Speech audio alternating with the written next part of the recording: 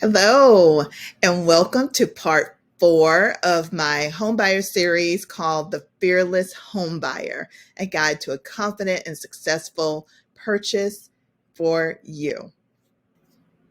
So, the objective of the series is to make sure that you are armed with all of the information that you need in order to make the best decision possible or whether or not to move forward with purchasing a home. Now, we all know that home purchasing is a big task and a big endeavor. Most important thing you'll probably do financially is purchase a home. And so you want to make sure that you have all the information that you need, at least to get started and feel comfortable with the people that you are working with and the information that you already have to ask the questions that you need to. So this series is what has been put in place by me in order to help you do that. So if you've been watching my channel, or if you haven't been watching my channel, then you know that I have 3 other videos in this series, and this is the last one where we're going to be focusing on the home search process. So again, this is part 4, from search to offer to closing. So I think this is kind of the fun part of the series, which is why I put it last. And what we're going to do is just go from everything from beginning to end. We may touch on a little bit of some of the previous video information, but this is really to focus on the home buying process, the home search, all the way to the closing table.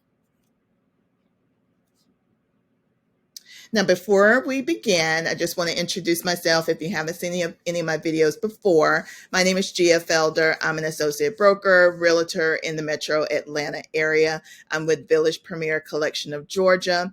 I've been a real estate agent since 2018, so a few years here. I am a Georgia peach, so I was born and raised in South Georgia. A lot of people do not know that. Sometimes that accent comes out.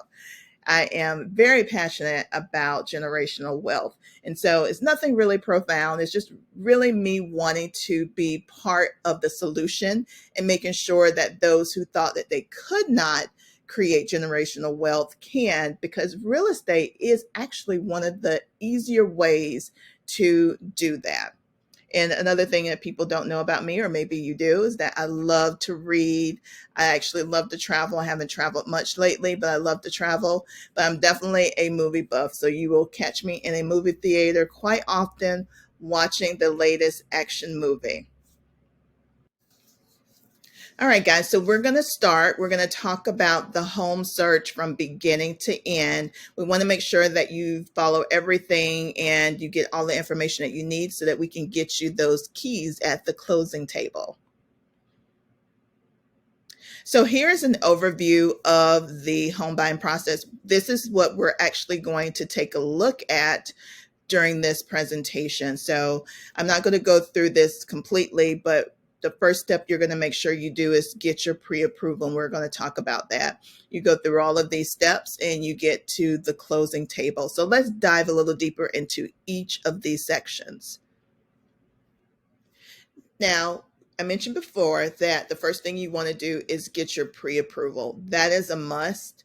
Agents want to make sure that we know exactly what your budget is. We don't want to be going too far over. We don't want to even be going too far under that. We want to make sure that what we are looking for and what we're looking at price-wise is what we know that you are going to be be able to move forward with if you are getting financing. Of course, if you're cash, we'll already know that, but you will have to provide some information there to prove that you have the cash that you need.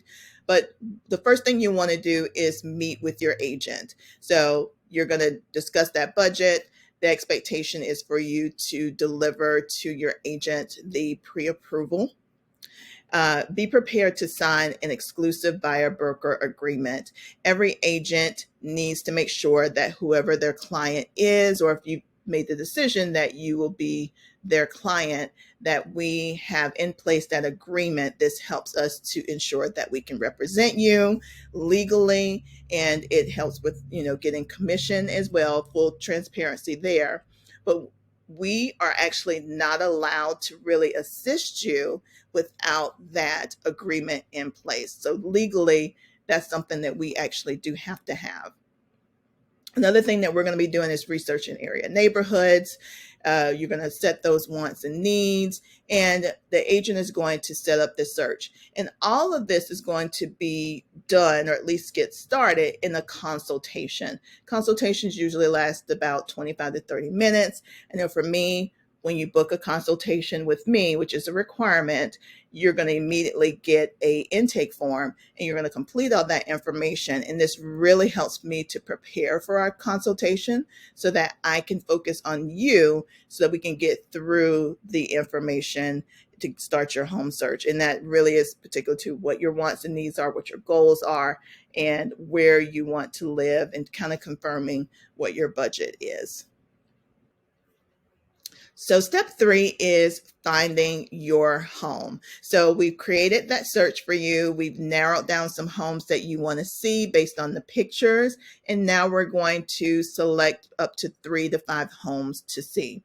So remember, we are initially relying on pictures, and you really have to see the homes, because you may find that the area that you're looking in is not really the area you actually want to be in.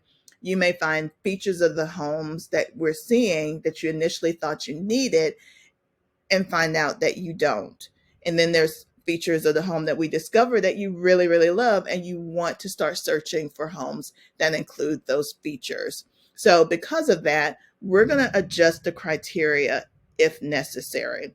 What we want to make sure that we don't do, though, we want to be very intentional about the things that we are searching on, because we don't want to end up seeing 100 homes. That's going to be very confusing, and it's not going to accomplish you getting the home of your dreams. So we want to be very, very particular and really thoughtful about the homes that we look for.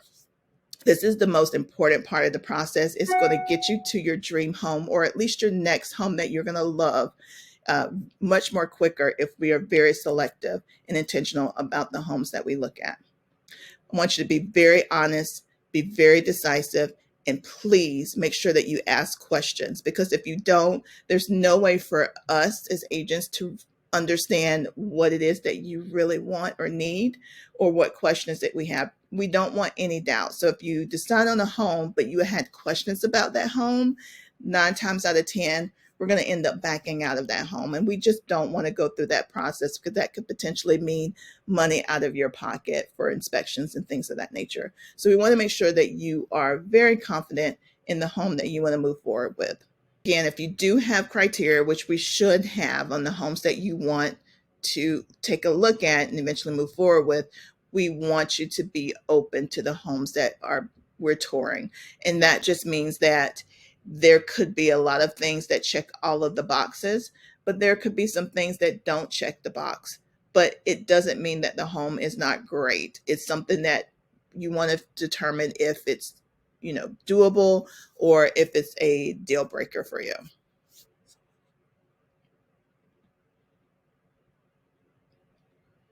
All right, so we are really starting to get into it. The 4th step is to make an offer. This is one of the things that really stops a lot of clients. They want to tour homes all the time, and then when we get to the point of whether or not to make an offer, everything stops. And honestly, that's not what we want to do. Making an offer is not guaranteeing that the offer will be accepted. So if you are constantly stopping at this point, you're never going to find the home, and it's just going to continue to delay the process. So we have to start making offers to see if any of them get accepted. So if you find a home that you really like, make the offer. Again, there's no guarantees yet. What we do when we create that offer is we're going to research the comps in the area. And comps means comparables. So we'll look at the homes that have already sold in the immediate area, anywhere between 1/4 of a mile up to a mile, just to see where we should land. We're going to work together to come up with the best offer. The offer not only includes the price, but it also includes other terms. And so we'll talk through those things. Terms can be the closing date, what closing date, where we're going to close at, It could be, some special stipulations, which we'll talk about in our consultation as well. And it could be closing cost assistance. So it can be all of those things that we want to talk through to make sure that we come up with the best offer. So when we do that, there could be possible negotiations back and forth. So if they really are interested in your offer, they may create a counter offer that we would review and kind of just talk through and come to an agreement. If there's multiple offers, then they're most likely going to ask for highest and best. I think that the best thing to do is come in with your highest and best from the very beginning. And so if it comes to that, and the only decision we need to make is whether or not you want to still move forward with it or move on to another home.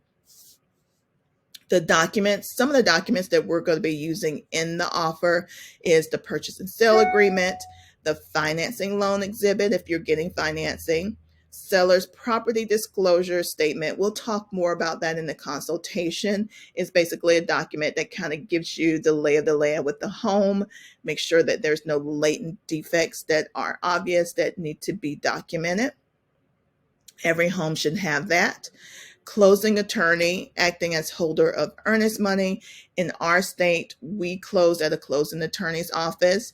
For our particular office, we prefer that a third party, neutral party, which is the closing attorney in this case, to hold your earnest money because it's more impartial and it ensures that if there's any issues that we need to get those funds back, then there's less of an issue if it's with the attorney as opposed to with a broker's office. And then if your home is in a HOA, then possibly the community association disclosure exhibit. There could be some other documents that are included in the offer, but this is the main documents that you will often see included in the offers. So I wanted to show you really quickly the purchase and sale agreement, the first page, because this is really the most important page of that document.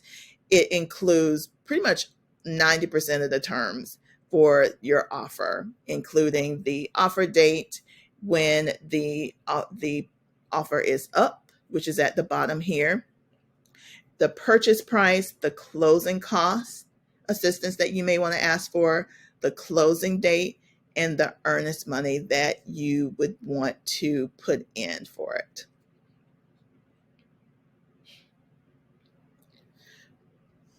So once we submit that, there again could be some negotiations back and forth, but if we all come to an agreement on what the terms are, then all negotiations come to an end. Then we sign off on that purchase and sale agreement, and that agreement turns into what we call the contract. So you're going to, from going forward, you're going to hear us call this particular document the contract. So this is where the real work begins. So if you watch the previous videos, particularly the last video about the lending and working with a lender, you'll know that this is really where it starts to come into play. It's after the offer signed and it turns into the contract.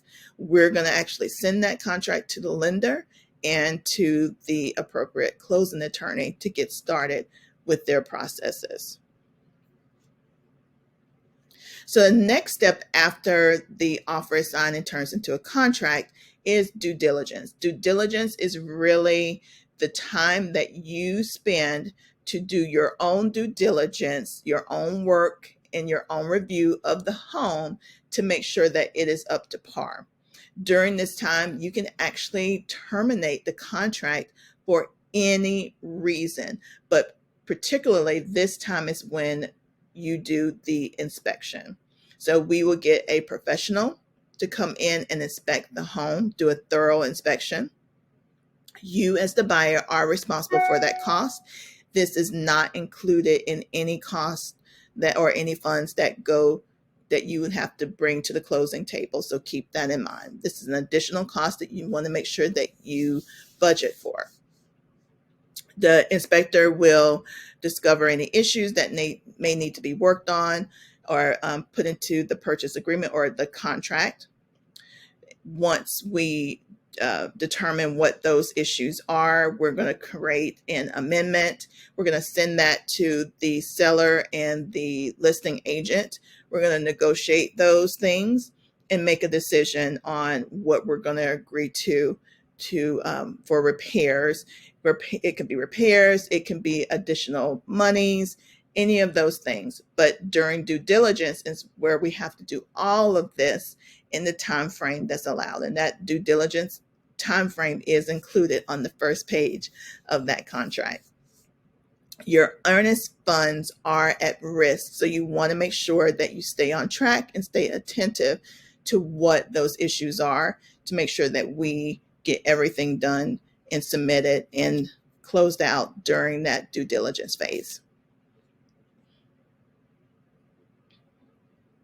So another thing that we would go through is the appraisal. So once we have gone through due diligence and we have finalized all of that and gotten that submitted over, that is when the lender is actually going to request the appraisal. The appraisal is where an appraiser will actually go out, review the property as well, kind of like an inspector, but not doing everything that an inspector does, to determine whether or not the purchase price that has been agreed upon is legitimate. They could decide that it's actually worth more. They could actually decide that it actually is worth less. So they will look at the home, but they're also going to be looking at comparables in the area to see what the home's price should actually, or value should land at. The buyer is responsible. So you as the buyer, you're also responsible for this cost. Now, this particular fee is rolled into the closing cost. So it's not going to be an additional thing that you necessarily have to budget for. You just have to prepay for it before we get to the closing table. This is another phase of the process where timing is of the essence.